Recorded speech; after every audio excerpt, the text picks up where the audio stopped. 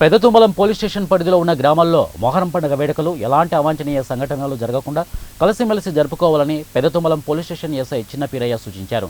కర్నూలు జిల్లా ఆదోని మండలంలో మొహరం పండుగ వేడుకలు కులాలకు అతీతంగా అందరూ కలిసిమెలిసిగా అన్నదమ్ములుగా జరుపుకోవాలని, ఎవరైనా అల్లర్లకు పాల్పడితే వారిపై కఠిన చర్యలు తప్పవని ఆయన హెచ్చరించారు. నా పేరు Chinnapeerayya, SI Peddathummalam police station. Good evening.